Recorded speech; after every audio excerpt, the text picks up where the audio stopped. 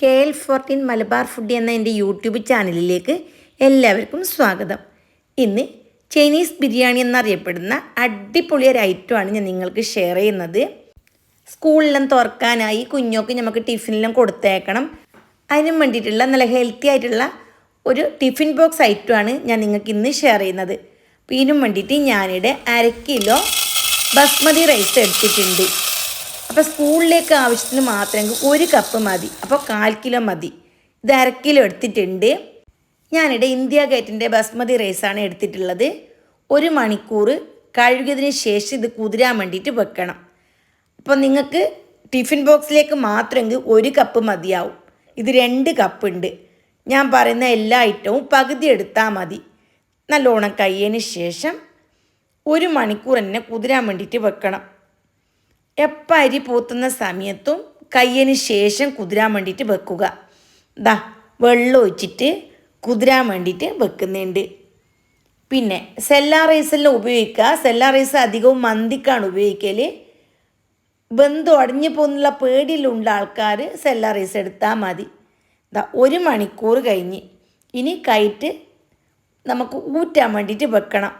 ഒരു ഹോൾസുള്ള പാത്രത്തിൽ ഊറ്റാൻ വെച്ചിട്ട് വെള്ളമെല്ലാം വറ്റിയതിന് ശേഷം നമുക്കിത് വേവിച്ചിട്ട് എടുക്കാം. 1 കപ്പ് അരിക്ക് 4 കപ്പ് വെള്ളം എന്ന കണക്കിന് ഞാൻ തിളക്കാൻ വെച്ചിട്ടുണ്ട്. ഇതിലേക്ക് 1 ടേബിൾ സ്പൂൺ റിഫൈൻഡ് ഓയിലും 1 ടേബിൾ സ്പൂൺ വിനാഗിരി അല്ലെങ്കിൽ ചെറുനാരങ്ങ, പിന്നെ ആവശ്യത്തിന് ഉപ്പ്, ഇത്രയും ഇട്ട് കൊടുക്കണം. ഉപ്പ് ഞാനിവിടെ 1.5 ടേബിൾ സ്പൂൺ ഇട്ട് കൊടുത്തിട്ടുണ്ട്. ഒരു 3-4 ഏലക്ക, 5-6 ഗ്രാമ്പു, പിന്നെ 1 കഷ്ണം ബേ ലീഫ് ഇത്ര ഇട്ട് കൊടുത്തിന്. ഇനി പട്ട വേണമെന്നുണ്ടെങ്കിൽ പട്ട 1 കഷ്ണം ഇട്ട് കൊടുക്കാം. മൂടി വെച്ചിട്ട് നല്ലോണം ഒന്ന് വെള്ളം തിളപ്പിച്ചിട്ട് എടുക്കണം. അപ്പം മനസ്സിലായല്ലോ, 1 കപ്പ് അരിക്ക് 4 കപ്പ് വെള്ളം. വെള്ളം നല്ലോണം തിളച്ച് വന്നിട്ടുണ്ട്. ഇനി ഊറ്റി വെച്ചിരിക്കുന്ന അരി ഇതിലേക്ക് ഇട്ട് കൊടുത്തിട്ട് ഇട്ട ഉടനെ തന്നെ നല്ലോണം ഇളക്കി കൊടുക്കണം. അപ്പോൾ അതാണ് കറക്റ്റായിട്ടുള്ള ഒരു പോയിൻറ്റ്.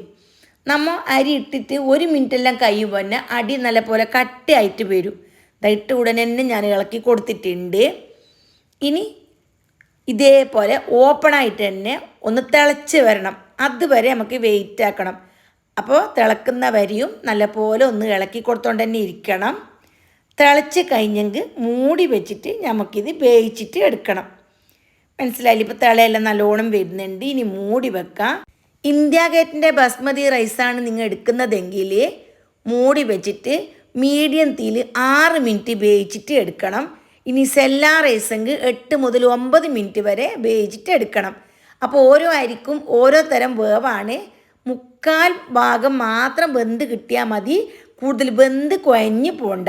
ഇനി കണ്ണരിപ്പുണ്ടല്ലോ, അതിലേക്ക് ഇത് ഊറ്റിയിട്ട് വെക്കണം. ഇനി വേണ്ട വെജിറ്റബിൾസ് എല്ലാം നമുക്കൊന്ന് റോസ്റ്റ് ചെയ്തിട്ട് എടുക്കണം. ഞാനിവിടെ ഒരു മുഴുവൻ വെളുത്തുള്ളി ചെറുതായിട്ട് അരിഞ്ഞിട്ടുണ്ട്. ഒരു 2 ഇഞ്ച് വലിപ്പത്തിലുള്ള ഇഞ്ചി നേരിതായിട്ട് അരിഞ്ഞെടുത്തിട്ടുണ്ട്. ഒരു മീഡിയം സൈസിലുള്ള ക്യാരറ്റ് അരിഞ്ഞെടുത്തിട്ടുണ്ട്. 100 ഗ്രാം ബീൻസും അരിഞ്ഞ് വെച്ചിട്ടുണ്ട്. തിന്നായിട്ട് നീളത്തിലാണ് ഞാൻ അരിഞ്ഞ് വെച്ചിട്ടുള്ളത്.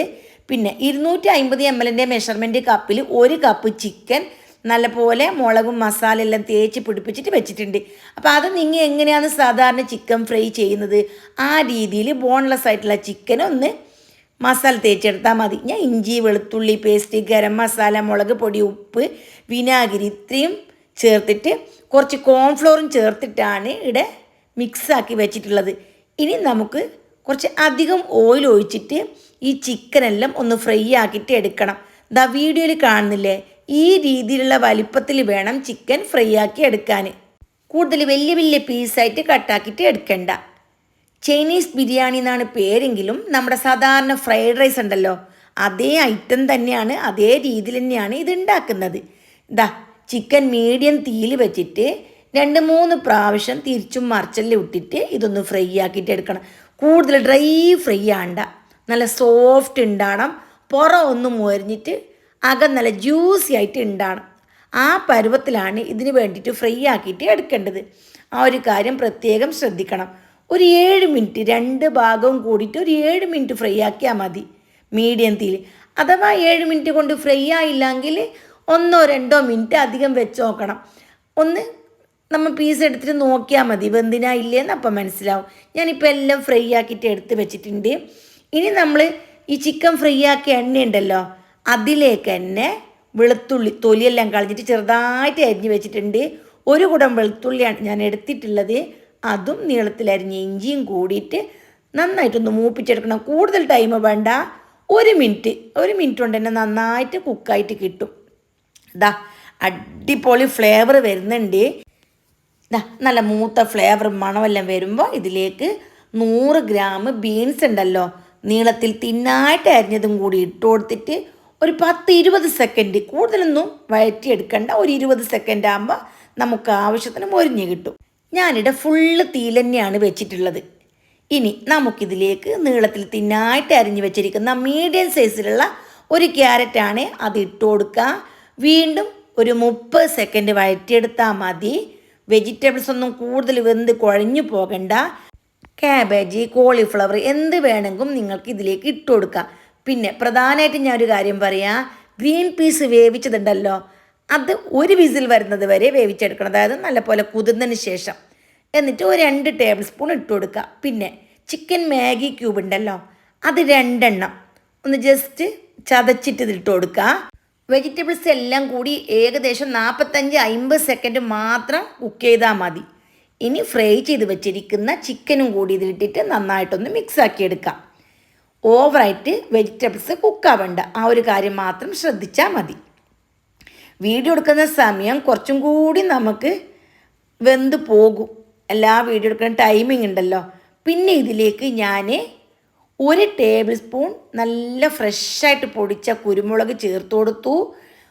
അതേപോലെ 1/2 ടേബിൾ സ്പൂൺ ഗരം മസാല, ആവശ്യത്തിന് ഉപ്പ്, 2 ടേബിൾ സ്പൂൺ തക്കാളി sauce, 1/2 table spoon chilli sauce, 1 table spoon soya sauce. ഇത്രയും ഞാനിതിലേക്ക് ഒഴിച്ചു കൊടുത്തു. പിന്നെ 1 ടീസ്പൂൺ വിനാഗിരിയും കൂടി ചേർത്ത് കൊടുത്തിട്ടുണ്ട്. അപ്പോൾ സോസിൻ്റെ അളവൊക്കെ നിങ്ങൾക്ക് വേണമെന്നുണ്ടെങ്കിൽ അല്പം ഒന്ന് കൂട്ടി കൊടുക്കാം. അപ്പം അത്ര കൂടുതൽ ടേസ്റ്റ് എനിക്ക് തോന്നിയിട്ടില്ല, അതുകൊണ്ട് ഞാനിതാ ഈ ഒരു അളവിലാണ് ഒഴിച്ചു കൊടുത്തിട്ടുള്ളത്. ഇനി ഫുൾ ഫ്ലെയിമിൽ തന്നെ വീണ്ടും ഒരു 10 സെക്കൻഡ് ഇളക്കി കൊടുത്തതിന് ശേഷം ഇതിലേക്ക് വേവിച്ച് വെച്ചിരിക്കുന്ന ചോറുണ്ടല്ലോ ഇട്ട് കൊടുക്കണം. അപ്പോൾ ചോറും നല്ല ചൂടുണ്ട്, മസാലയും ചൂടുണ്ട്. അപ്പോൾ രണ്ടും കൂടി പെട്ടെന്ന് ഇളക്കി ഒന്ന് മിക്സാക്കി എടുക്കണം. ചില ആൾക്കാർ ഫ്രിഡ്ജിലെല്ലാം വെച്ച് തണുപ്പിച്ചിട്ട് ചോറിട്ട് കൊടുക്കലുണ്ട്, അതിൻ്റെ ഒന്നും ആവശ്യമില്ല.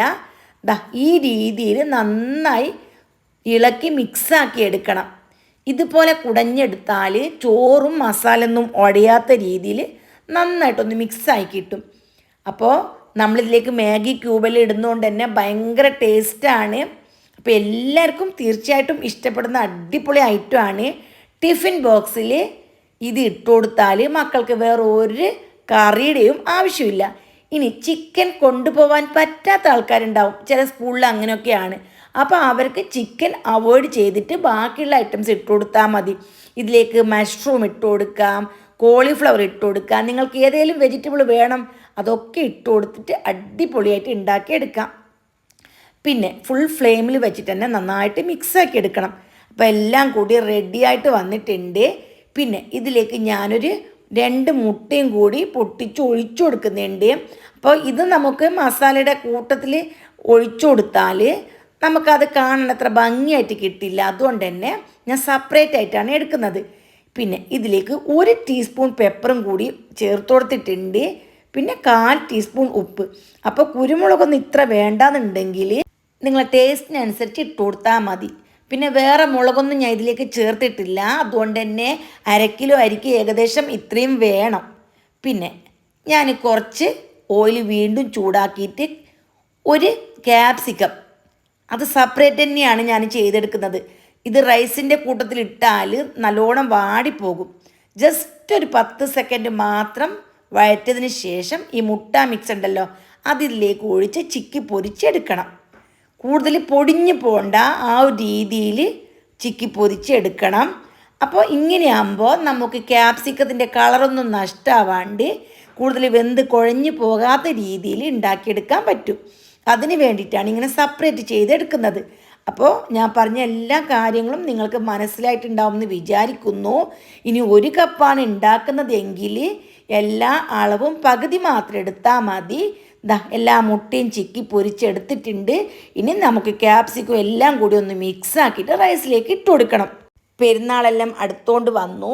സാധാരണ ബിരിയാണി മന്തിയൊക്കെയാണ് നമ്മൾ പെരുന്നാളിന് ഉണ്ടാക്കുന്നത്.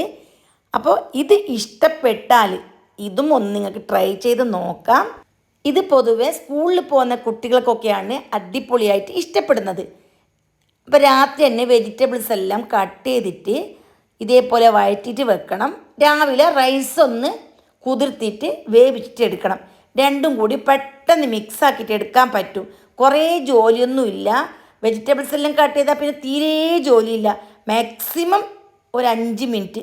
അപ്പോൾ അതുകൊണ്ട് എല്ലാവർക്കും ഈസി ആയിട്ട് ഉണ്ടാക്കാൻ പറ്റുമെന്ന് വിചാരിക്കുന്നു. ഇനി ക്യാപ്സിക്കം മുട്ട മിക്സ് എല്ലാം ഇട്ടതിന് ശേഷം വീണ്ടും നന്നായിട്ടൊന്ന് മിക്സാക്കി എടുക്കാം. ഈ ഒരു റൈസ് ഉണ്ടാക്കുന്ന സമയത്ത് ഫ്ലെയിം എപ്പോഴും ഫുള്ളിൽ തന്നെ ഉണ്ടാവണം. അതാണ് ഇതിൻ്റെ ഒരു സീക്രട്ട്.